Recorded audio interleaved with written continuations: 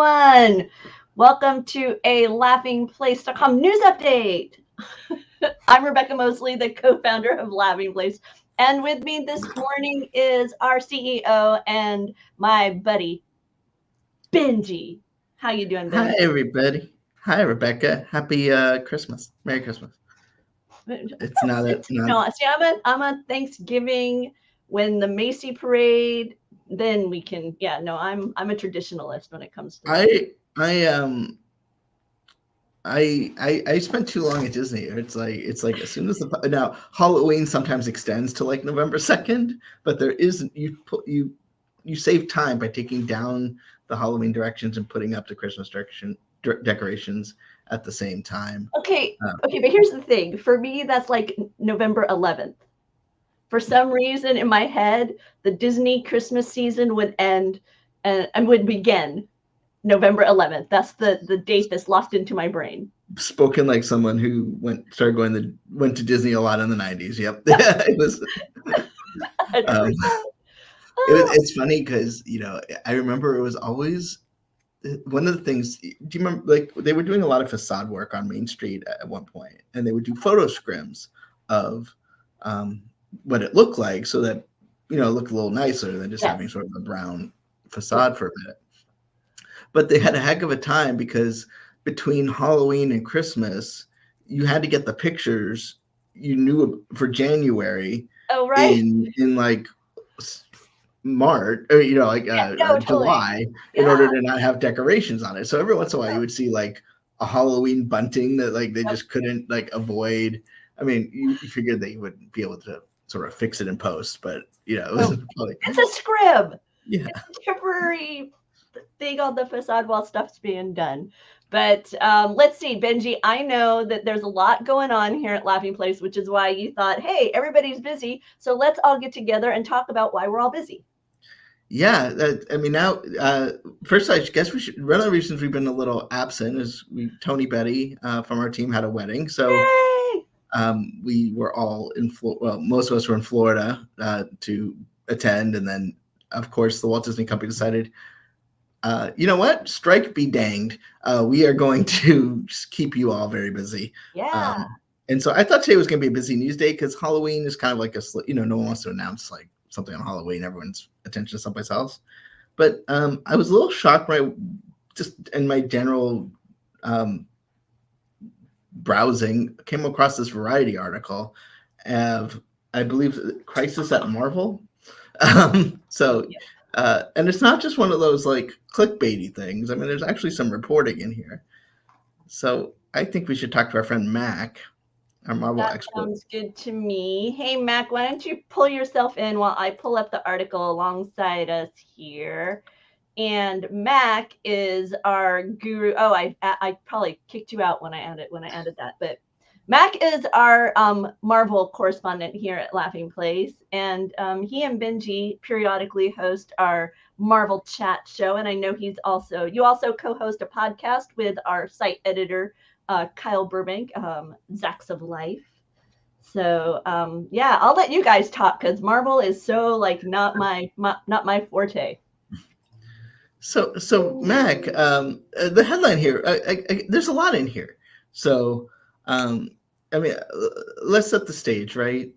Obviously, um, Marvel finished Endgame, kind of ended that saga, the Infinity Saga, and then around the same time, Disney Plus was coming on, and they needed to create a lot of content for Disney Plus, and probably initially the idea was they were going to create a lot more than they today think they probably need. And so there was just a lot of animation of What If and other stuff that has been announced, such as X-Men and Spider-Man freshman year, but also things like WandaVision, Falcon and the Winter Soldier, so on and so forth. And then the narrative is they were kind of being spread thin. There was an article in the Hollywood Reporter about how they're trying to look at going more to a traditional TV route for their TV shows. Typically, I think now we would consider them just long movies split up into very 6 or 7 parts. They're not really TV shows. Loki is the only one of the live actions, if I'm not mistaken, that is sort of has more than one season by design. And they famously turned Hawkeye, a movie, into a TV series. She-Hulk had to be a TV series for various legal reasons, but that was sort of the narrative, was spending a lot of money on basically movie-sized money on television, with various results. And that's where we find ourselves today. Obviously, there was a writer strike and there's currently an actor strike, so not a lot of new production happening, which is causing delays and allowed them to reset their perspective on things. But what did this article say? Yeah, well, first I want to give Variety some credit because, like you said, there is some actual reporting in here. Like the general reporting around Marvel lately has been all sort of doom and gloom, like everything is going wrong for Marvel. And they actually got into some specifics on this as opposed to just sort of the generalization that superhero fatigue is setting in. So yeah, I had 4 big takeaways from this Variety article, and I think there's sort of a 1A and 1B situation, but we'll start off with the guy on my shirt here because there was, you can see, there you go, Dr. Doom. Dr. Doom, yes. The one of the reports here was that so Marvel had their annual retreat in Palm Springs. Must be nice. Benji, are we doing a retreat in Palm Springs sometime soon? Or no, they had their annual retreat to discuss everything that's going on in the world of Marvel. Can I just interject here? I just had this idea. Knowing Kevin Feige's huge Disney fandom, do we think the retreat in Palm Springs was done at Smoke Tree Ranch? Just saying. Continue. Well, you would know him. You know him better than I do, so that would be up to you to decide. But yeah, so one of the things they discussed at actually one of the probably the biggest topic they had to discuss was what to do about Jonathan Majors with his ongoing legal battle and what to do with Kang the Conqueror as the big villain of the multiverse saga. And as Variety reported, one of the solutions they discussed was potentially replacing Kang as the primary antagonist with another comic book villain. And one of the names that was dropped was Dr. Doom. So that is one that makes a lot of sense. One, because he is one of the major Marvel Comics villains. And 2, because he plays a huge role. He is actually the primary antagonist of the Secret Wars comic arc that Avengers Secret Wars will be adapting, which is not the next Avengers film coming up, but the one after that. Obviously, there's complications there because the next Avengers movie is Avengers: The Kang Dynasty. Kind of need Kang for that one, probably. So, yeah, there were a few different solutions tossed around. The idea of recasting Kang was another one that came up, and to me, that seems like the most logical.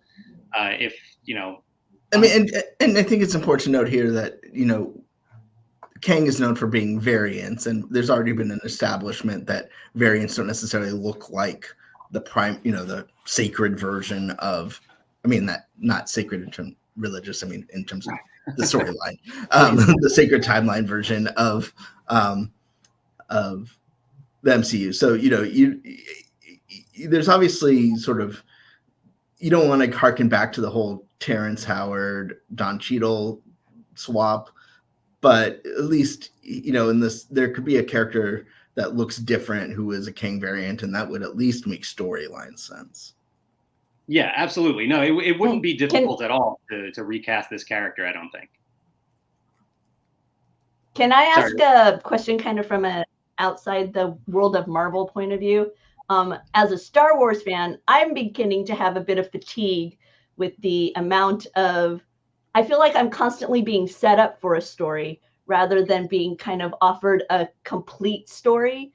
Is there a bit of that right now within Marvel fandom when it comes to like TV movie, or are they still doing a good job of kind of giving you, a full experience in that moment that then also kind of leads you forward?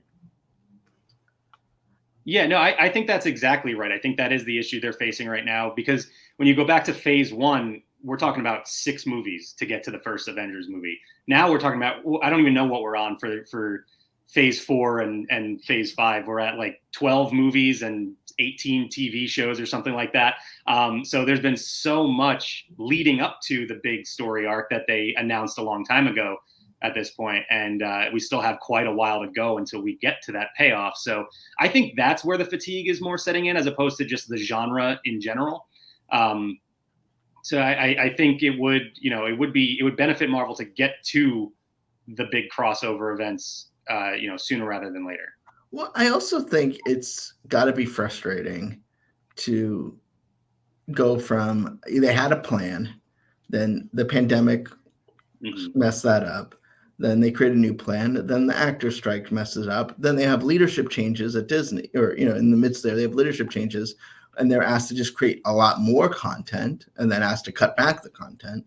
And so if you're trying to do phase storytelling, you need to know what that phase is. I mean, I think we're all excited at the last Hall H presentation because it gave us the plan. It gave us the whole phase we were in and the next phase, right? But that's been sort of torn asunder since then. And, I think if we knew where this was headed, or we knew, and had a fair degree of confidence, then I think it would be a different story. I think it was interesting. Did you catch the Marvel's teaser they did yesterday?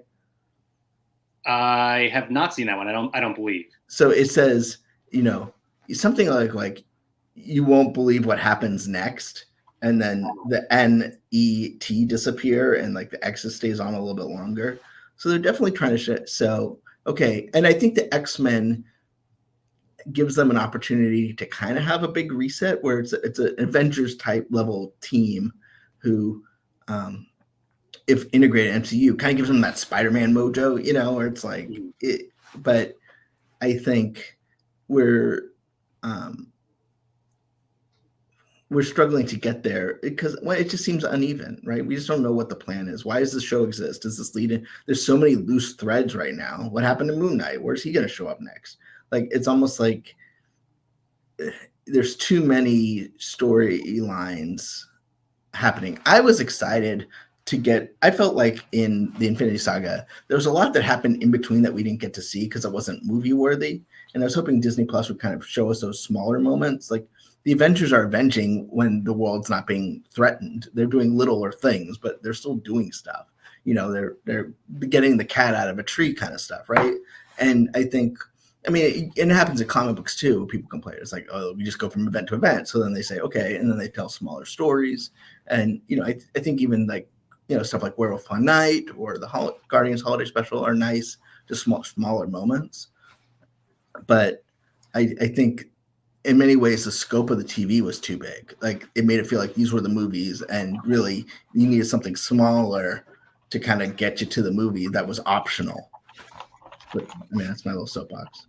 Yeah, no, and going back to what you said about having the loose ends, that worked when it was a loose end for Captain America, for Iron Man, and for Thor. Right. But when it's a loose end for Shang-Chi, the Eternals, Doctor Strange, Spider-Man, and just the list goes on and on, it gets to be a little bit messy, and people start to look for things to tie together. So yeah, I think we need to get to that point. And speaking of, the next point from this Variety article that I wanted to talk about was not actually another issue, but sort of a potential solution. And that's that they're reporting that Marvel has been in talks to potentially bring back some of the original Avengers for an Avengers movie in the future. So Robert Downey Jr. and Scarlett Johansson were named specifically. I would assume Chris Evans. He's been the one that's been the most vocal about like sort of being willing to come back in the future. So I would assume he would come back as well. He's also the one that's alive. To be fair, all of the actors are alive. The characters. No, yeah, but like, I don't know. Like, I'm torn on this because to me, dead should be dead. To a point. Like, unless there's a plot device or a cameo or I don't. If that's the problem with comic books is like no one's ever really dead, except Bucky Barnes and Uncle Ben, and even then Bucky they brought back, so it's essentially Uncle Ben, and I don't know, I if they have a reason, or if it's if they did like, I would love to see like a sort of like a classic Ant-Man movie or something, and there's a reason, but I don't know. Yeah, I think, you said the word plot device. I think the multiverse is already there for you to use it in that exact way. Is, we're not going to have our Tony Stark and our Natasha Romanoff, but variants of them. Secret Wars is about universes colliding and creating this new world. So I think you see different versions of these characters. And like I said, they reported that would be for a movie. So you're not going to see Robert Downey Jr. sign back on for 5 more movies or something. It's going to be for a spot in Avengers Secret Wars, maybe in Kang Dynasty, something like that. Well, and I do hope that Secret War, the end of the saga brings us back to one timeline. Yeah. It's fine to bring it in to incorporate the X-Men, to have all those things that are happening now that need to happen. You need to have Spider-Man Far From Home. We need to deal with the X-Men. but at some point, I don't want to have different. And it's one thing to have sort of like a crazy, like completely off the rails timeline, but these sort of like somewhat adjacent timelines gets a little confusing. Yeah, no, I totally agree, and that is what Secret Wars did for the comics, is they got back to basics. So I do think you'll see that in the MCU. I think that'll end the multiverse saga, and we'll get to the Apocalypse saga or Avengers versus X-Men or whatever that may be. That's next. Fantastic Four could also be at the center of that too. So we'll see where that goes. Another issue they talked about from Variety was that one of the biggest problematic projects Marvel's been working on for a while now has been Blade. We've reported several times on replacing directors, replacing writers, things like that. And Variety now reported that Mahershala Ali, the star of the movie, actually almost walked off the project because of script issues. So I thought that was pretty interesting and would have been pretty devastating. And I would have to imagine that would have been the end of that project. Yeah, I mean, I think that was the reason for that to exist. That was a very exciting casting announcement. Yeah. I remember that. And as they said in the Variety story, they said the movie has undergone a bunch of script changes and eventually got to a point where it was a narrative, quote, a narrative led by women and filled with life lessons, and Blade was relegated to the 4th lead. So, like, are we sure that wasn't from the South Park episode that ran? It feels like something that was lifted from that, but that is a quote from the Variety story. So, yeah, obviously they've been all over the place with this movie. I'm glad, and the way they wrote it too kind of makes it seem like Mahershala almost walked off, but Kevin Feige stepped in and was like, let's bring this back. Let's get this all under control. So I'm glad they managed to control that, because Blade, by the way, not my favorite character, not a project that is super high on my hype list here, but I do like that they would get into this darker corner of the MCU. So I hope this project can continue to move forward. Yeah. Well, what's your 4th thing before I go on my sub? It's a much more imminent project, which is the Marvels, which comes out next week, November 10th. It is tracking for, I want to say it was $70 to $85 million in the box office. So a very underwhelming number. Box office numbers to me right now are so, it's not what it used to be, obviously. It's very, very different. So it's hard to compare them, because they even compared it to, Doctor Strange, the Multiverse of Madness. Things felt very different at that point, right? Like everything is geared. I mean, even though it was only about a year and a half ago, it feels like, everything is much more streaming heavy. So it's a disappointing number for the Marvels for sure. I'll be interested to see what it actually comes in at in its opening weekend. But obviously not a great number. And I think what I want to, I think we need to acknowledge the narrative of, this sort of, there's a group of people against the film for political reasons without knowing the quality of the film. Then is it a good film? And taking the politics outside of it, because that's based on emotion, not fact, is that you don't get the feeling Disney has huge confidence in the film based on the way they're rolling it out, based on when the embargoes are, based on the lack of sort of marketing, word of mouth screenings. Now that could just be from our perspective, and that there's, with the strike, things just are weird anyway. But this doesn't seem to be getting the same level of push that even like Multiverse of Madness got, or obviously Spider-Man got, which marketing wasn't controlled by Disney, but it definitely seems to be the equivalent of a Marvel B movie. And even the marketing it says, it's not necessarily about wanting to see this movie, but you want to see what happens here, so you know what happens next. Right. That's usually when they you get the sense that, okay, maybe somebody needs to pivot, that this isn't really the home run. Now, I will say, as we've seen for Elemental, if it's good, which we'll know Tuesday night, then the perspective could change, the tracking could change, and not even just the tracking, but just sort of the narrative around the quality out of Marvel could change if people, if it's a good movie. But we won't know that. I mean, personally, until we see it, but obviously the reviews will come out Tuesday night. So, or the social reaction will come out Tuesday. The reviews out Wednesday morning. So, wow. We'll see. Just around the corner. I didn't realize. It kind of snuck up on me. I didn't realize it was so close. My friend Anita is like counting down the days. She has her tickets and everything, but hadn't really dawned on me that it's so soon. Well, it's too weird to me. I mean, talking about Marvel stepping on it, we talk about the volume. It's weird that if you want to go to an opening night screening of the Marvels, you're choosing between the Marvels or the season finale of Loki. Yeah, that was an interesting decision. I mean, unless they are super integrated and it makes total sense after you see it, which I doubt, but could be wrong. And even then, you think you'd want to give people a day, to kind of work that in. Yes, there's a lot of Marvel projects happening right now, but it's not, even if you go back 2 years ago, it was like a much more jam-packed schedule than it is right now. Mm-hmm. You easily could have worked around this. I am curious too about you mentioned the marketing, this movie not getting as much of a push. I wonder if that stemmed at all from the public reaction to Secret Invasion, and especially after that that finale, there was very lukewarm reaction to that. And this, Nick Fury being at the center, or at least near the center of this movie, and is kind of branching off of that story. I wonder if Marvel kind of backed off this movie a little bit.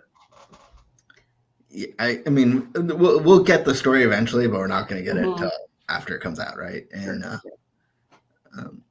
and we don't know what the next Marvel project is after Marvels. As far as I am aware, I mean that originally it was going to be Echo, but that has been pushed off, and most of that mitigation is probably due to the strike. So we'll have to see what we're looking forward to. I mean, I think it's weird it's not even just Marvel, right? We don't know what the next Star Wars thing is going to be officially. We don't know what the next Marvel thing will be after Marvels. We do not know. Pixar, we got 1.5 years till Elio or Inside Out, depending on which ends up actually coming out first. We don't know anything about from Disney Animation after Wish, outside of we know they're working on things, but we don't know. We don't have a trailer or release date. I mean, it's. Besides, I was just looking at what trailers are legitimate right now, and you have Wish, and you'll have Planet of the Apes. Mm-hmm. Wow, that was one that I was not even thinking about. Was Planet of the Apes. So. Aww. Okay, what's the name of the dog that I can hear every once in a while? that would be Calvin. Oh, okay. Okay, I can't remember. Mac, before we let you go, what are you thinking of Loki season 2? I'm really, really enjoying it. I think, Kyle and I talked about this on the podcast. This upcoming, 5th episode is really going to be, I think, what determines how the previous episodes have been great right now. But if this ending falls flat, I think we'll look back on them, not as favorably. It's been all really, really great setup, but we need a great ending for it to pay off. So, and that's been sort of, I think, where the Disney Plus Marvel series have kind of missed is the finales, really. So I have high hopes for Loki because this has been the only show that I think completely hit all the way through. And so I expect it to do so here as well. But I don't know. We'll see. We'll see how these 2 episodes do. Well, thanks, Mac. Yeah. Thanks, guys. See you later. What's up next, Mr. Ben? So it's November 1st. Hollow Stream is over. So Disney is giving us some new content, including Behind the Attraction Season 2, Yay! which covers Pirates of the Caribbean, Indiana Jones Adventure, food, Epcot, Mhm. Nighttime Spectaculars, and Big Thunder Mountain. And so recently, Imagineering held an event to support the show. There you see Imagineering President Barbara Bauza and Chief Creative Officer Bruce Vaughn. And the panel was sort of a panel of our favorite people. It was Jeanette Lombard from Imagineering, Carlos Izquierdos from Food Concept. We had Stephen Davison from Imagineering and Becky Klein from the Archives, as well as I'm Brian Volkweiss from Nacelle, and the other Brian, whose name is escaping me, from $7, The Rock and Danny Garcia's production company. So it was. I definitely recommend you check out the show. Nacelle has a great way of sort of what they call the balancing the candy with the lettuce or something like that, where it's a lot of fun, but you actually do learn something, even as Disney fans. For example, in the Pirates of the Caribbean episode, they talk a lot about the Shanghai Pirates, and so you actually get to see how that works, which is kind of cool. Awesome. But I've known Carlos a long time, and so his stories are always just want to make you cry. But what I thought was interesting is I learned a lot about Steve Davison. Did you know that his uncle played for the San Diego Chargers? I did not. And he was not a huge football fan, as every ounce of his being exudes. And but he went to the Super Bowl and saw the Disney produced halftime show. I tried to figure out Super Bowl 11, and that's where that's the spark. And he sort of still regrets he hasn't done a Disney halftime show yet for the Super Bowl. Can you imagine, especially now with so many toys in the toy box, because Steven could weave together those worlds of Star Wars and Marvel and classic Disney and all of it in a big, wonderful Super Bowl halftime. I think we need to come up with some sort of hashtag this year, and while everybody's bemoaning whatever the Super Bowl halftime will be, because that seems to be the recent years have been bemoaning. Yeah, I think it's Usher this year, right? I don't even know. I haven't looked. Wait, no disrespect to Usher, but no, they don't have the they've gone to a more music talent as opposed to spectacle. Which I miss spectacle. I like spectacle. Remember the one with the puppets from Millennium Celebration? Yeah, I do. That was like Ken Potrock's coming out party. That was like his big claim to fame for a while. Oh yeah. Did they have elephants one time? Did theirs involve elephants, or was that a different? I'm trying to remember. I don't know. Yeah. Wow. But, it's a lot of fun. I mean, speaking of speed, we got on the Super Bowl tangent, but he did talk a lot. They're doing a lot of work with drones. Obviously, they've used them sort of sporadically over Disney Springs and then in Paris. But it looks like we will be getting more. I don't think that's perhaps the biggest shock to anybody, but I think we've been kind of waiting for that foot to drop. We've seen other places use them. Yes. But it's not necessarily that Disney was ever going to have a monopoly on the technology, but it's more about how you use it and how the showmanship. I mean, I think anyone can light up fireworks. Steve talked about how he had to go to the '84 Olympics and he spent 2 hours watching fireworks. He didn't care. He couldn't be less interested. But it wasn't until they started using fireworks as performers and believe There's Magic in the Stars in 2000. And that they really sort of took it to the next level. So excited for that. Don't know where they will be. Don't know when, but I think the work is continuing on that front. And it made me realize, being at Imagineering, I don't know if it was because of this or just sort of a coincidence, but there was a sort of a who's who that on the quad that day. I don't even know if they went into the presentation, but it just happened to be hanging out because it was for food. But like Sharita Carter was there, Scott Trowbridge was there, and so you really got a sense that there was, it kind of made you appreciate Imagineering, and it also made you realize that there's not a lot of work going on that's been publicly announced in domestic parks outside Mhm. of Tiana's Bayou Adventure, and obviously some hotel projects and things like that. The trees. But when the shoe drops, whenever they decide to reveal the $60 billion of stuff they're going to buy, you're excited to see what it is. And I think Behind the Attraction does a good job of showing every attraction, every person involved in attraction has a story. And, you may not, it might take for the statute of limitations to run out before you get the full story. But, there's every project is somebody's baby and has a great story to tell. So I'm looking forward to seeing what the future is. Definitely. And those all dropped today on Disney Plus, the second season of Behind the Attraction. So I want to say it's 6 new episodes. Am I right, Ben? Is it 6? Yeah, 6 new episodes. And one thing that was nice was Brian Volk-Weiss, who is sort of the creative vision behind this, talked about how he was in Kansas City for a different project that wasn't related to Disney. In fact, he said it was something completely opposite from Disney, which made my mind go wild. But and he went to Laugh-O-Grams and he found like a piece of brick that had already fallen off. It was on the sidewalk. He didn't pull a piece of brick, but he took it and he framed it and he brought it to the pitch meeting. He said that there were more meetings to get this project greenlit than all of his other projects combined. Wow. But once you get through the bureaucracy, it's a lot of fun.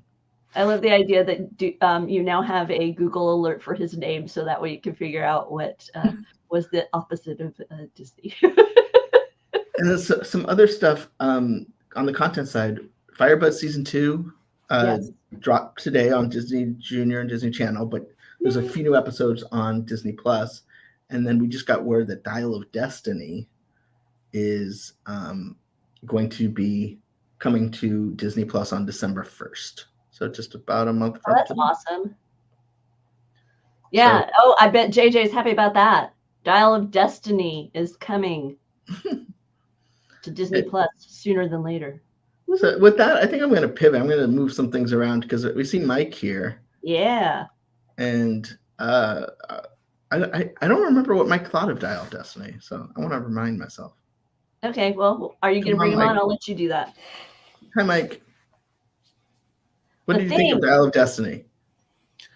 Liked it a lot. Didn't love it. Certainly haven't seen it as many times as our friend Justin. I need to catch up with him and watch it another few dozen times. But yeah, how many times did he end up seeing it? I don't know, Justin. What's your total at now? just a few times, right? Yeah, let us know. Because every time I was on Facebook, I was like, "Wow, he's seeing Dial of Destiny." He's seeing Dial of Destiny. Maybe he was using a Dial of Destiny to go see it multiple. I don't know. 51. Wow. That's impressive. But now you can starting in December. You can watch it as many times as you want on Disney Plus until they pull it. Is the Blu-ray? Has the Blu-ray come out already? No. No. Okay. Is that before or after the Disney Plus release? I realized as you were talking, you were going to ask me that question, and Justin can probably give us the answer faster than I can, but. December 5th. So a little bit after. So Disney Plus first, then I've got the digital file. They sent me the digital file for review, so I can also watch it as many times as I want. Oh, hey, Ben, kind of speaking of street cred when it comes to your level of fandom, did you see what our very own Celestino did for Halloween? I did not. Check it out. Gorian Shard. Pirate King. Yeah, really? a lot of time and money went into that costume, probably more than is reasonable. So hope people enjoyed it. I've decided that a better audience for this costume will be a convention, so I'm gonna wear it probably one day to Los Angeles Comic-Con in December. But awesome. Literally no one knew who I was the 2 times I wore it out in public. There you go. Deep cut. Mike pulling the deep cut. But I guess you're here to talk about a book. Yeah, so there's a new Star Wars novel coming out in less than 2 weeks from now. It's the first novel in Phase 3 of the High Republic, which is set a couple hundred years before the original trilogy, a couple hundred years before the Skywalker saga. And this is about this guy here. He's the main villain of the High Republic. His name is Markion Ro, and he is the leader of a group called the Nile. And in this novel, well, actually, they kind of set this up in the comics.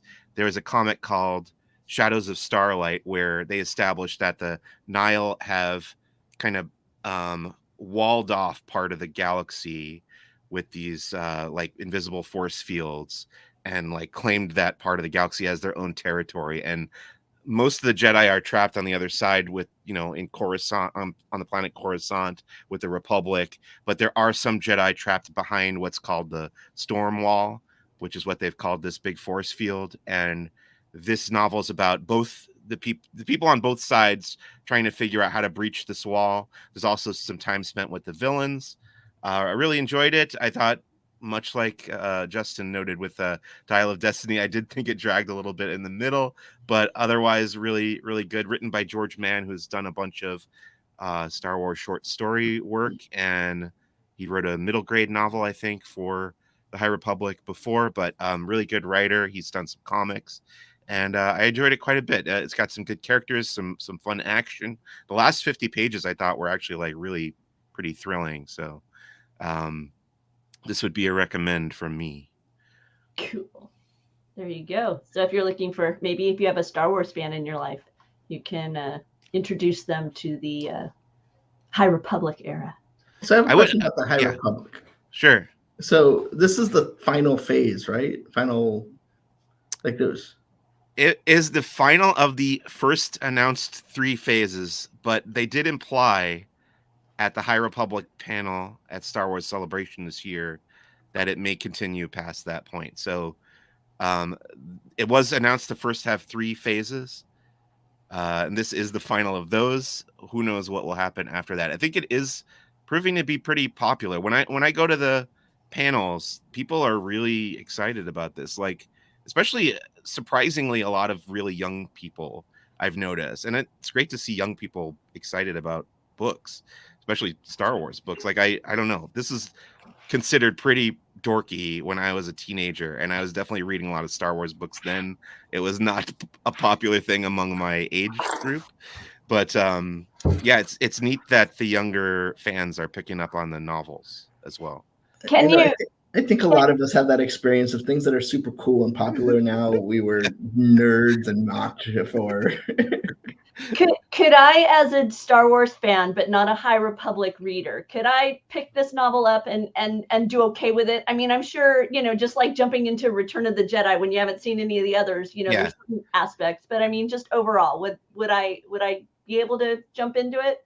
I think they want me to say yes, because they do a pretty good job of recapping what's come before. Okay. And they deliberately don't number these novels. Like, you have to do some work to figure out what order to read these in if you're not reading them as they're coming out, because I think that is really the intended order, is the release order. But if you're behind on these and you want to figure out, well, what order do I read the High Republic in, there are lists out there that you can go and do some research, but I think they want to say you can jump in wherever you want. Okay. But obviously this one it's in the middle of everything happening, so it does require a little bit of foreknowledge, but at the same time, like I said, they do a pretty good job of recapping at the top. Well, there you go. So kind of on the fence about that answer. No worries. So thanks, Mike. We do have other Star Wars news in the form of Star Wars Turkey Day news. Oh yeah, we do. We've got some popular parade balloon is returning, Mike. So you can happily see Grogu floating by as you enjoy your Thanksgiving turkey, along with Bluey. He's also returning. He's like kind of Disney adjacent, right, Ben? I mean, that's the best way to describe. Yeah, I mean, he's not an owned character, but Disney has his license on Disney Channel. He was at the Disney booth at New York Comic Con. I'm trying to think. It'd be like The Bachelor is not owned by Disney, but you would consider that to be an ABC show, even though it's not Totally. made by ABC. Yeah. And then the cruise line float will once again be floating down. Did you happen to read the description of this float on the website? No, I didn't. So I find this pretty humorous. So you know how there's the people out there who are talking about how they're frustrated because the treasure is going to be basically just like the Wish. Yes. They have this. So this float, which as you can see in that picture says Disney Wish on it. The description says, modeled after their newest ship, the Disney Treasure, the float captures Disney's elegant, classic cruise ocean liner design. Oh, okay. So are you telling me that when this floats down the avenue that we may see that it just simply says treasure instead of Wish? I really want to know, is it, and I want to know the extent. Is it just like a piece of tape over it, or did they actually? I have questions. I love it. Okay. Okay, that's good. That's a good one. So there you go. Well, and another thing you can do on Thanksgiving is go see the latest film from Walt Disney Animation Studios, which is Wish. And if you can't wait and you want to meet somebody and you know nothing about their backstory, you can go to Epcot and meet Asha starting today. I believe Jeremiah is there right now. Yes, I have seen some socials footage pop up of her, but my understanding is we have team members on their way to Epcot to do that as well. I don't know. Do you need Mike still? No. I mean, we let Mike go about his day. He was just hanging out. But yeah. Hi, Mike. I don't mind talking about Wish. Okay, cool. Well, you can kick yourself out of the studio whenever you decide to leave. So, I want to pipe up and say I think it's interesting the way they're marketing this movie with their, you guys are aware they're releasing these like lyric videos for all the songs in advance. So people kind of I think they've learned this from Encanto, where they want people to know the songs and be excited for the songs in advance of the movie coming out, because I think they want to flip the script on how Encanto was. Obviously that was affected by the pandemic and everything, but I think if people know the songs, they go in excited to see the movie and how the songs are framed within the narrative. It's a pretty interesting way to market it, to me. Well, and we've had 3 songs so far. I know a few more, so I want to make sure I talk about the ones that have been released. So it's Welcome to Rosas, This Is the Things I Get, and the main song, This Wish. What do you think? What do you think of them so far? Yeah, we watched all 3 of them, and I think the villain song is my favorite, which is This Is the Thanks I Get. But I've enjoyed them all. I enjoyed Welcome to Rosas. It felt very familiar. It harkened so much, to just what I expect with Disney movies. So I liked that aspect of it. By the way, here's an image from Disney Parks of the Epcot meet and greet. So there you go. Justin has a question. Is Once Upon a Studio no longer being played in front of Wish? It seems like it is not. They played in front of Moana for the re-release that they did a couple weeks ago, so I saw it there. It's currently on Disney Plus. I don't know, it might be a surprise, but they're not listing it in the publicity for Wish like they typically do for a short. Usually you get and then see this, and this. So right. I think they really wanted it. I think when it became the centerpiece of the 100th anniversary day itself, with its premiere on ABC and then next day on Disney Plus, I think that sort of became its moment. But they are doing a significant FYC campaign for it to try and get it some award. Okay, wait. FYC? For your consideration. Thank you. Thank you, Variety Speak over there. Yeah. So By the way, Mike Mac has a very important request of our Celestino. Yeah, I'm wearing my Thing hoodie that I got and I love. So it looks is warm. indeed, it is clobbering time. I don't know, the Thing, we don't really have a definitive voice for the Thing yet, because there's been so many iterations of that character, but none of them have really become iconic. I guess Michael Chiklis is the closest one. I don't know. yeah, I mean, to me, I have this just sort of like generic, like kind of like maybe like half an octave above Wolverine, but that's still sort of collaborate. Like it's like if it's Wolverine on Prozac. It's kind of what's in my head, but I found a new toy, Benji. What's that? It's the interactive seeker droid. It's like it comes with a shoulder stand. You can see it, and so you can sit them on your shoulder, and it has all these lights and sounds, and its head spins, and it's like those were parrots when we were little, where you would record something. It can save up to 6 phrases, so you can go around with this little droid on your little seeker droid on your shoulder. That's cool. I need it in my collection. Oh, I like the idea. It's not a droid that I mean, I know the probe droid obviously from Empire. I honestly couldn't tell you what ID9 is from, which I feel like that's saying a lot. But they have a Lego of one, I think. I'm gonna look them up. There you go. And the tentacles are posable.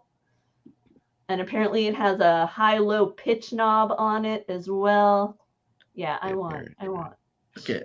This is on my wish list. They're Star Wars Rebels. Oh yeah, it's from Rebels. Obi-Wan Kenobi. Yeah. Seems to be its sort of main presence. And then is this a thumbs up or a thumbs down? Of the ancillary stuff. Thumbs up or a thumbs down? It's a Dapper Dan's knit polo. Thumbs down from Ben. How about you, Mike? Is this a thumbs up, thumbs down? Not something that I would wear. I feel like it's over. I don't think the Dapper Dans have that many stripes, so it doesn't like. If it was more like, looked like the Dapper Dan's costume. Gotcha. It's not authentic enough for you. Yeah, well then, because it doesn't read. Otherwise, like I don't know what that is. Like because the D measures in with the rest of it, so it just looks like. You're trying to wear something that's super slimming. Gotcha.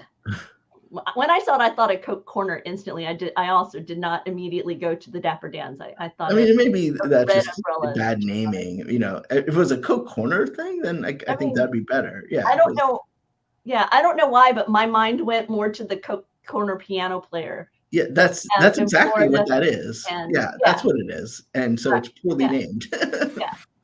So then you'd have me. I'm like, woohoo! I'm there.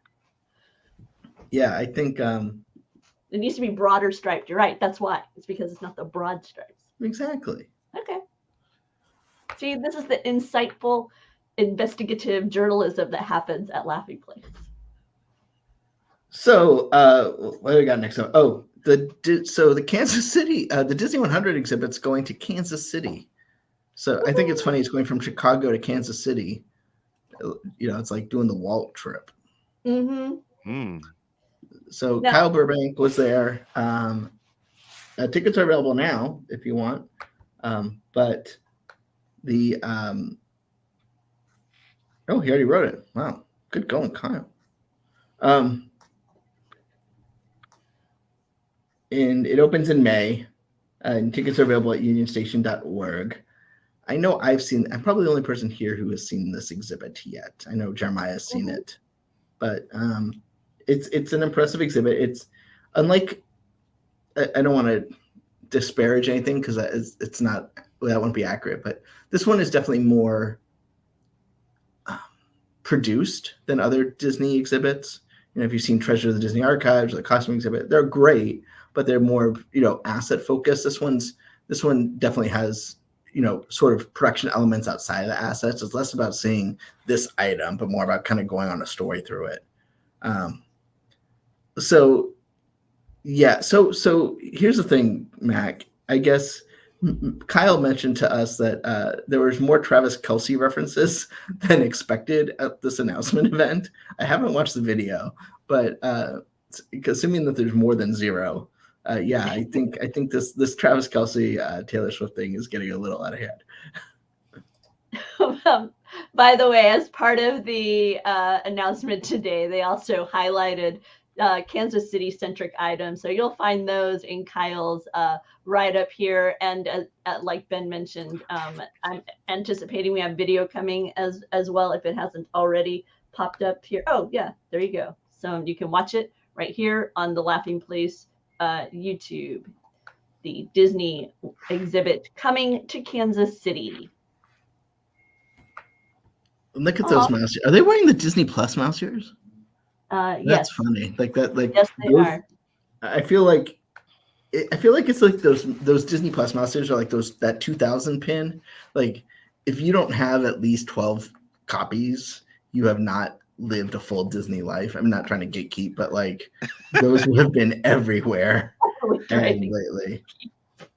And like such a passive aggressive flex right there. Like, I mean, it's funny because it's like sometimes there's those items that you just want so bad. I wanted some of those series so bad, and then you fight to get them, and then you realize you're gonna have 5,000. Speaking of things you need to get, which of the 100 Disney toy? I'm sorry, the 62 Disney toys coming to McDonald's in celebration of Disney 100 are on your must-get list, Mr. Ben and Mr. Mike. So we've got classic characters like Mickey and the gang. We've got Star Wars characters. We've got R2-D2, C-3PO. We've got Mando and Grogu represented. Marvel, we've got Iron Man, Captain Marvel, Black Panther. We've got Captain America, Sam Walton, right? That's his name? Wilson. See, I always do that with the Sam Walton was. That's the Walmart guy, right? Yeah. I do that every time. So yeah. So which one, Mike? Any of these? I mean, I would be predictable and pick either Mando or Grogu. Yeah. If for the Disney characters, I would pick Donald probably. No Uncle Scrooge, I don't think in there, right? See, Donald's happy, so I didn't figure you'd grab that one. Oh, right. Yeah, I couldn't tell. No. I was very happy that Donald is angry in the Once Upon a Studio short. Yes. So do you guys know the Taco Bell Association of Once Upon a Studio? No, I don't. So they were developing Once Upon a Studio during the pandemic, and Trent and Dan were just tired of being in Zoom meetings. So they would go daily to a Taco Bell, order through the drive-thru, lower their windows, and like talk like between cars. So they said that there's like one Taco Bell employee who knew all about Once Upon a Studio long before anyone else, because it was like the go-to place for Once Upon a Studio development during the pandemic. Oh, that is fun. That is lots of fun.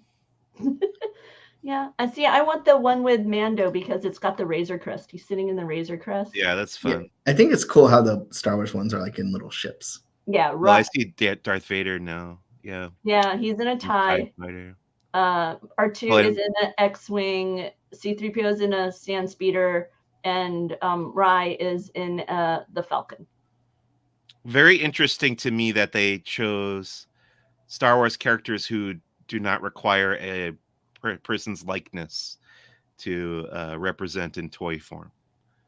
Yeah, only that is true, but that is always the way to go. I mean, in a little this, it's. I mean, you have Shang-Chi here, and you can barely tell who that is. Like you want something that evokes a character, not just guy in bathrobe. Right. I know. I keep calling her Rye because of you. Doobie's messaging me in Slack. And then Doobie harasses me about the lead character of the current trilogy, because he likes, Right? yes, he likes to pronounce it Rye, and now he's got me pronouncing it Rye, and it's But Ray. that's not her name. But RYE versus REY, and now But I mean, he's they got say it. me. It doesn't matter what it's. I mean, you can. I know, but he's got me doing it because he does it so often as a joke. He has me now doing it in real life, and so it's problematic. So he's helping me out behind the scenes to let me Things know. I learned today. Doobie is problematic. Yeah, well, see, it's because of the Raya. But that's how you spell right. No. I know. It's a whole thing around here. I try and keep it straight, but sometimes I mess it up. I want the little star. Does it have a name? I haven't learned it yet. Star. Really? Just Star? Yep. Oh, thank you. But Star is based off Mickey Mouse. So all the different sort of looks that Star has, I shouldn't say all, but the looks that Star has are inspired based on classic sort of Mickey Mouse shorts from the Golden Age. Oh, that's cool. Huh. Yay. Okay, so there you go. Those are the toys that are out at McDonald's currently. I believe through December 4th is what they're listed at. So it'll be during that time period when Wish is in theaters. 2 toys per Happy Meal. And it's randomly distributed. Yep. Yeah, Okay. you get a box. Yep, with 2 items. It's a nice little silver box, 2 items inside. So there you go. Yay! Hi, Luke. You ready? I'll let Luke take this spotlight here, and I'll say goodbye. Bye, Mike. Thanks for coming. Hey, Luke. Hello there. How's it going? It's going well. How you been? Not too bad. Not too bad. Yeah, lots of stuff going on. Did you have a nice time in LA? I did. Yeah. Was able to go to Halloween Horror Nights and Not Scary Farm, so it was nice to check those out for the year. Not Scary Farm. I heard in my head, Not So Scary Farm, and I was like, "Oh, that's two very different things there. Yeah. You're gonna get definitely different clientele. So I don't have any information because this all happened while we were on air or shortly before. But we got some updates on Dreamlight Valley. Yeah, so I learned more about the game Dreamlight Valley in the last week than I have at all ever.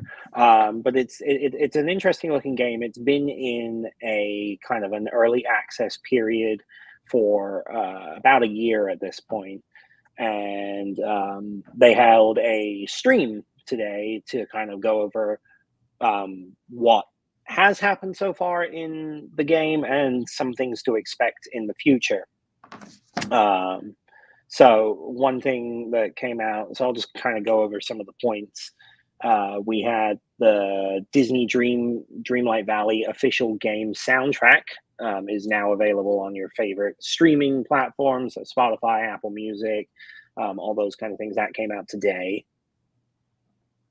There's going to be a few more updates for the rest of 2023, including the ability to visit another player's valley. So kind of a multiplayer-esque experience. It won't quite be completely multiplayer, but it will at least allow you to be able to visit someone else's valley and see what's going on.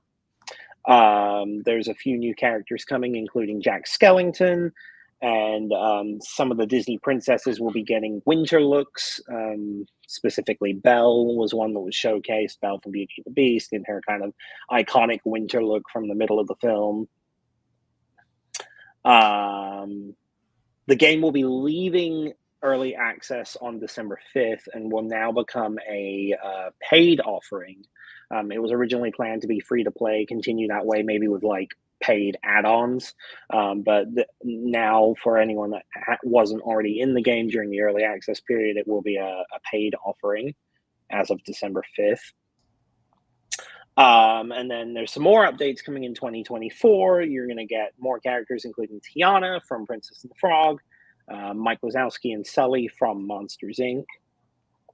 And then they showed off the trailer for A Rift in Time, which is the first ever expansion to the game. So it's going to be a paid expansion, which is now showing on the screen, which will roll out in 3 different chapters, beginning on December 5th with Welcome to Eternity Isle, And then spring will see the spark of imagination, and summer will see treasures of time. I'm excited. I didn't do during the early access just because I was kind of waiting, and I guess I misunderstood what early access meant. But I'm excited to Alex really likes Animal Crossing, and it brings him joy, and I'm excited to check this game out. I have it sort of pre-ordered, so I'd like to see what it's like. Oh, Yeah, it definitely looks interesting. I play it There's a lot. Yeah? Oh, okay. What do you think? It's okay. I am a frustrated gamer in that this one is very sandboxy. So you're kind of meant to explore, but then certain aspects of it are more challenging if you explore in certain ways. Like it's one of those where when you have like a garden, and as you're gardening, you develop points, or you go fishing with Goofy, and depending on what size of a fish you gather these, I think they're moonstones at the time I was playing. But it was one of those things where I realized that if I had have done task A before task B, it would have been easier for me to get to task C. But I went task B first, and so it ended up being. And I find that a frustration for me with games like this, and I know that that's not how it's intended to be, but that's kind of the challenge. I like ones where I can have like a tangible manual that tells me to go X, A, B, C, like very carefully through all the little checkpoints so I can do it in the most efficient way. But it's beautiful. The sets, I love the sets. I love the wardrobes that you can collect as you play. The chance to just kind of exist in a world with Goofy and Donald and other characters as you're, following this storyline. Merlin pops up. It's a lot of fun to just kind of, dive into this world of Disney friends and create. So I enjoy it. I just,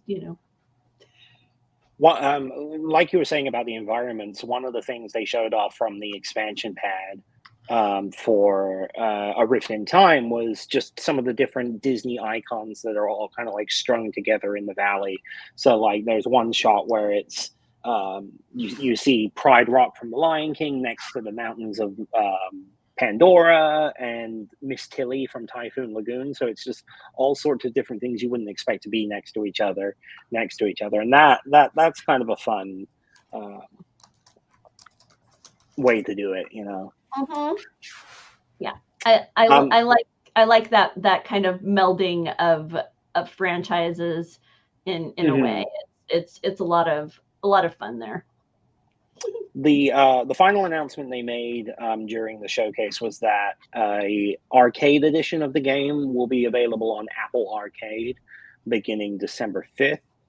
So subscribers will be able to get Disney Dreamlight Valley Tales, an exclusive bundle that includes the base game and also A Rift in Time, the new expansion. Okay. So we have an article up on Laughing Place that kind of breaks down what was said in the showcase, but of course you're going to find out more from the showcase itself. It was about 25 minutes long, and the link to that's all included in the post. So definitely check that out. Ta-da! Ta-da! Well, thanks, Luke. Of course. Thank you. Appreciate that. But I gotta Rebekah's one of her main responsibilities here is to get me excited about food. Yay! And we have the Festival of the Holidays at California Adventure food guide. Yeah. Coming up. Are you gonna stick around to hear about some food, Mr. Sure. Let's stick around. So as part of the fun over at DCA, they have these festival booths, and you can get the Sip and Savor card. So you can go around and sample and enjoy lots of lovely food items. But okay, specifically, this is new this year. It is the barbacoa tamale de res, I think res, from Grandma's Recipes. So you've got a tomatillo salsa and a nice little drizzle of the crema with the cheese. There's yummy cheese. Doesn't that look good? Yeah, it's 12:05. Yes, it does. Oh, yeah.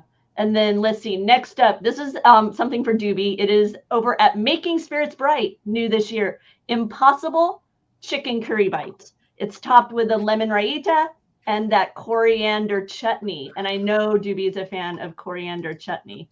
So this is very much up his alley. Do you like spicy food, Luke? I don't mind spicy food, like slightly spicy food, but I'm very picky when it comes to sauces and toppings and that sort of stuff. So I would probably eat those without the sauces. Gotcha. Be like sauce on the side. I will decide if I partake. Exactly. Over at a twist of tradition is the guava melon. Is it lassi? I think it's lassi. It's a guava nectar with a rock melon syrup with yogurt and honey. It's garnished with a cinnamon whipped cream and a honey flavored cereal. I'm thinking this is a honeycomb cereal on top. Yeah, honey flavored cereal. It looks like that. Honeycomb. See that one looks fantastic. That looks a lot better. That looks really good. Really? Oh, this is so not in my wheelhouse. I would try it because I like to try things, but this would not be on my must-do list. Over at the Smoke Jumpers Grill, kielbasa with potato and cheese pierogies, sauteed peppers and onions, and a Dijon sour cream. Oh, yeah. That looks good. Looks good to you guys? Yeah. But once again, everything looks good at 12:10. Are you a pierogi fan, Mr. Luke? What was that? I'm sorry. Are you a pierogi fan? Not really. No. Yeah, no. Having me on Food Talk is like having Kyle on Food Talk. Or just about anybody, I feel. I feel like none of our team are terribly adventurous eaters except for Mac, and he likes to try a thing.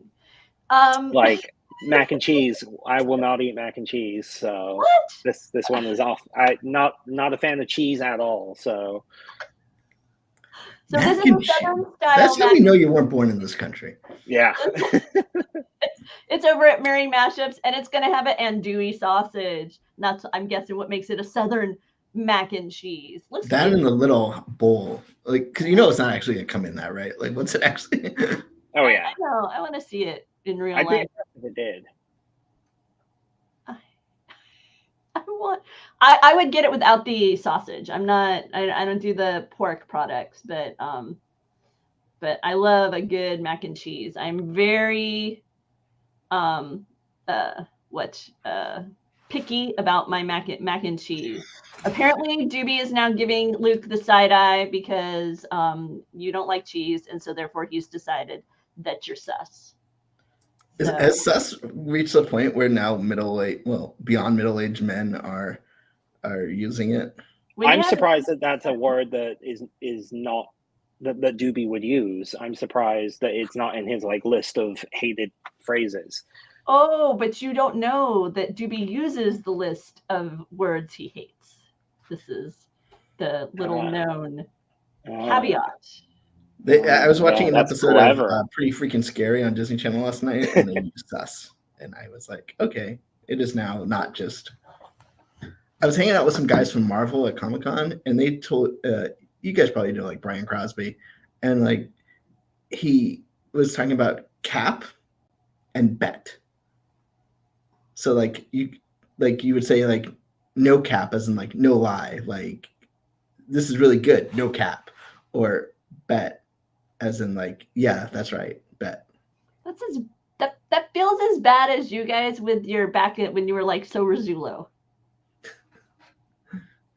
Yeah, except that was fun because it was just like it wasn't young people. It was that was so Rizzullo. Yeah. Okay, here's the big question of the day, Luke. Appropriate or too soon? Oh, absolutely appropriate. Christmas starts the second that Halloween ends. Absolutely appropriate. Christmas, you only get 2 months to celebrate it, so why not make it all of the 2 months? Okay. I have a question. If Halloween didn't exist, when would Christmas start? Oh, if you didn't have the season of Halloween to completely make use of, then it would be like at least October, maybe mid-December or September rather.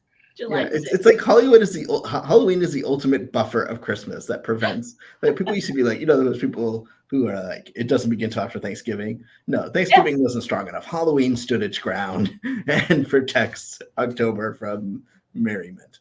We should have never given up on the tradition of Santa appearing at the end of the Thanksgiving Day parade. I mean, he still appears then, but you can have some fun before then. Why not? Thanksgiving is kind of like it feels like the kickoff or the. I feel like November 1st through season. Thanksgiving is a soft opening, and Yeah, then you get like, it's like the preview. I remember going to Disneyland on Thanksgiving so we could see the first Christmas parade of the season. I probably could have seen the first Christmas parade of the season on October 31st. No, it's not happened yet, but I feel like you got about a week for both coasts. Yeah, you have about the amount of time to take down the Halloween decorations. Christmas would start earlier if they didn't expand the amount of Halloween decorations. Absolutely, yeah. More importantly, all of the East Coast team, you should know, and don't forget, you are on watch for the dancing ornaments. It's very important to those of us currently not living in Central Florida to know when the dancing ornaments have safely made their return to the streets of Hollywood studios, because it is my personal highlight of the season.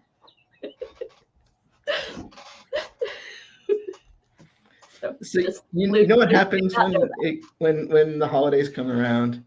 It gets cold. And I have a question. Frozen 10th anniversary. Does it seem 10 years or does it seem less than 10 years? It seems more. Yeah. This is the one where that seems right. Less than 10, I think. See, I feel like 10 is exactly what it is. Like, because Frozen 2 came out. Like, I just feel like Frozen 2 doesn't feel 4 years ago. Absolutely not. No, it doesn't. Yeah, no, that's true. Yeah, but it's now PhilharMagic being 20 years, that seems wrong. Oh, wow. Yeah, that makes me feel ancient. Wow. Yeah, I forget that my son, who's now a teenager, was toddler when Frozen was a thing. Frozen's still a thing, by the way. Celebrating 10th anniversary, about to open. Luke's about to head to Hong Kong to see what's going on over there with it. And it's true, yeah. New merchandise that's kicking off today, as well as the Red Cast and this book that comes out next week. All the new stuff. All is found. Waldo book. We are joining Anna and Elsa and Kristoff and the gang on some new adventures. It's going to be some new stories untold from their childhood. So that anthology book is going to be coming out next week. If you want to build, you can currently over at Lego, you can pick up the Ice Castle. And so you can have the beauty of Elsa's Ice Castle available. And it comes with a Snowgie. He's so cute. Oh, that is cute. Yeah, a lot of fun. That's what I want from Hong Kong. Those little snow. Oh, they have so much adorable Snowgie merchandise over at Hong Kong. This is a pillow pet. It's Sven, because reindeers are better than people. So there you go. Mattel offering some beautiful renditions of the sisters. We are going to have a write-up of these here at Laughing Place, so be sure to check that out. But yeah, Frozen 10th anniversary items, right? That's what's happening. Yeah. And are you ready to go to Hong Kong? Have you been to Hong Kong yet, Luke? No, it's a first time. So I'm very excited to see what the difference is. And I know quite a bit about it, but seeing it in person will be something quite different. It seems quite. I mean, I looked at some of what Kyle sent in and Rebekah when they were there. It looks quite lovely. Yeah, no, the area itself looks really cool. We have a bunch of posts and videos up from it online on laughingplace.com. But yeah, it looks very impressive. I have not been. I am looking forward to hearing your perspective on the castle. Yeah, I like the look of it. We'll see how it plays out in person, but from pictures it looks really nice. I think we have an on the spot live coming. Yeah. Hey, Jeremiah. Hi, guys. Where are Nice you? Roosevelt. Thank you. Roosevelt's providing great shirts to Jeremiah for months and months and months. I am where you would come to sign up for Kim Possible. Oh, okay. Because I just literally walked away from meeting Asha. I would show pictures and video, but again, just literally walked away as I'm uploading them. So, how was it? It was very fun. She's very interactive. She was supposed to be out a little over an hour ago, but Valentina, the goat, got caught in a tree, so she had difficulty trying to get him out. So she just came out, and the hour and 20 minutes or so that I waited for, I spent a good minute and a half with her.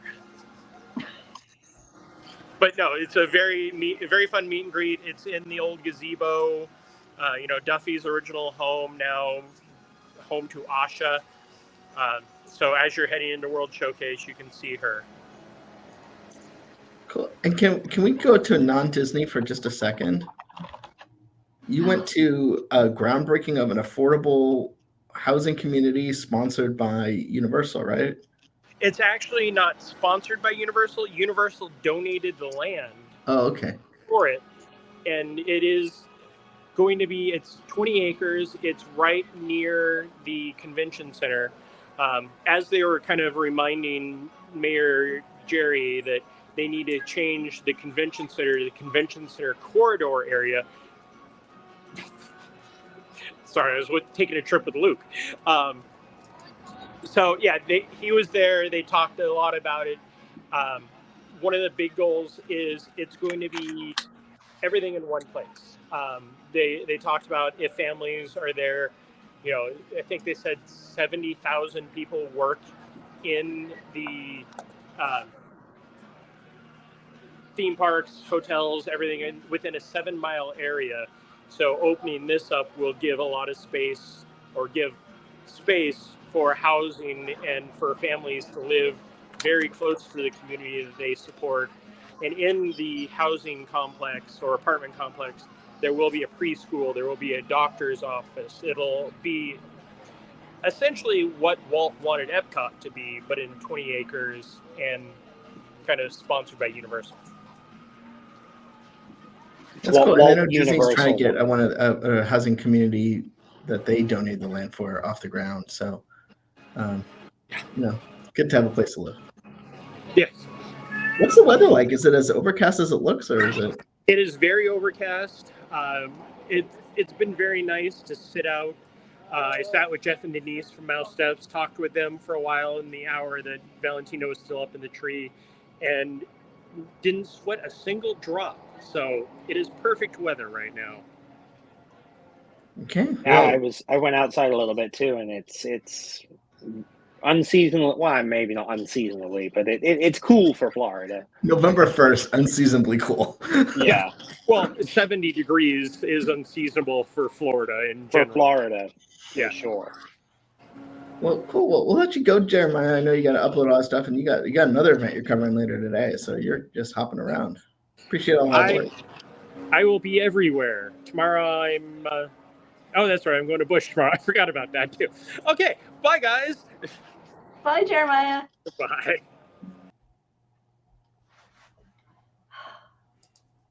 I want to be in Florida.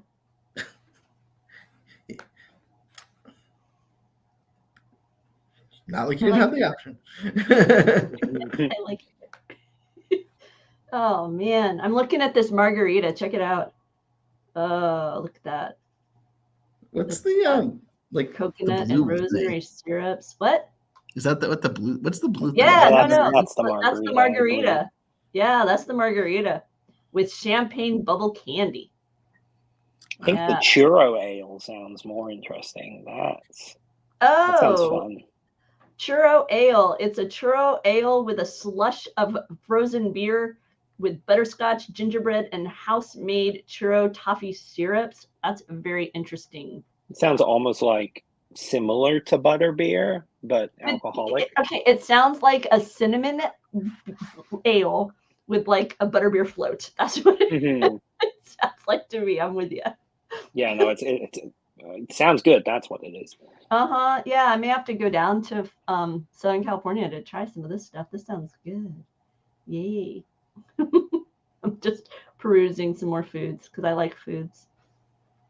Ooh, they're gonna have a cherry toffee cold brew. That's not new though, but the Mad Santa macaron, inspired by the Disney Plus series The Santa Clauses. It's coming too. There you go. I can't believe there's a second season of that actually coming. I mean, I'm glad there is, but I really didn't expect it to actually happen. It's like the one, for a while there was like the one Disney branded television thing that kind of caught on. And it seems like Goosebumps doing well too. So I think, you just kind of have to seasonal it, and then ta-da, it works. Goosebumps is fantastic. That's one of the best Disney Plus shows I've seen recently. Yeah, I don't know which episodes have aired, but we're up to 7. Apparently, okay. Mac also is feeling that churro. I think it's one where like you get the screeners and I'm just like binged right through them because it was really yeah. I like it. I don't do creepy, so I was kind of probably it's a little bit more creepy than probably where you want to be. Okay. I mean, but far below. Horror offerings. No, it's above Mr. Boogedy, but below. Yeah. Mr. Boogedy is about my limit. Definitely below The Exorcist, Yeah. Oh, Mr. Boogedy, yeah. So I'm good. Hey, I see that the images from Jeremiah are being uploaded, so be sure to stop by Laughing Place soon for images and video of what it's like to meet the latest addition to the Disney pantheon. Is she a princess? I'm assuming she's a princess because there's a king, but I don't know that she's a princess. So she's not a princess at the start of the film. I haven't seen the end, so I don't know where it ends. But yes, she is a commoner. Okay, I haven't a commoner. I haven't paid enough attention, but I see a female heroine in a film where there's a king. I presume there's a princess. Yeah, she's not related to the king. The king is the villain. Gotcha. Okay. But I haven't seen the end, so I can't spoil it. But this is one of the first films in a very long time that I'm letting the team here at Laughing Place really handle like all the promotional stuff and read through all that. So I'm going in relatively like not spoiled very much. So we'll see how long that lasts. I've got just a couple more weeks to last. But it'd be the first time in a very long time that I don't go into a Disney film pretty much knowing beginning to end what I'm about to see. It's coming up soon. I know. Poor Alex has seen the same 30 minutes of Wish like 5 times. I mean, he likes it, but I understand. It's kind of like by the 5th time, I'm ready to get to the end here. Oh. He's Bill Murray, Groundhog Day. Right. Have I seen this? Oh, do we have anything else, Ben, that we need to be? No, I think that's the gamut of it for today. This was fun. I enjoyed getting the team together and finding out what's happening in the world of Disney. There's so much always going on here at Laughing Place. So as we keep on top of the Disney news and information, we go beyond the theme parks. I mean, we do cover the theme parks, but we'll also keep you abreast of what's happening at Disney Plus within Disney Studios, the actual like movie element of the Disney company. So I like to tell people when people ask what we do, I'd like to say if it's moving that needle on the Disney stock price, then you can learn about it at Laughing Place. So that's what we do. All the Nelson Peltz you could care to read about. I will say, just looking ahead, we got some exciting stuff coming tomorrow. As Jeremiah mentioned, he will be at Busch Gardens. Mike Celestino will be at Disneyland to check out the latest goings on at the hotel, but as well as whatever else is going on at the park.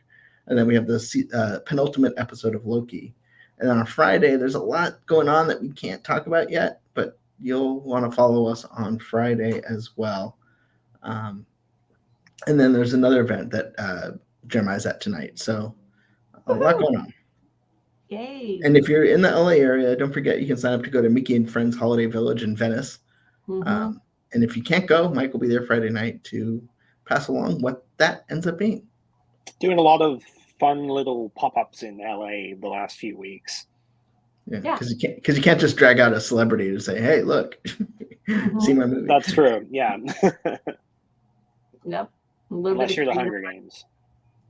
Right, because that makes sense. Anyway, thanks so much, everybody. Take care. I guess I can hit the outro, huh? I don't know, can you? No, I can't. I can't because it's not in this. It's not in this one, you guys. I don't have it in this one over here. Maybe I have it over here. It's been a long time since I've done one of these live like this. The color changed. Let me keep looking. I know, because I have to go into a different field to look for the one that says goodbye, everybody. No, I give up. I don't know where it is. Bye. Bye.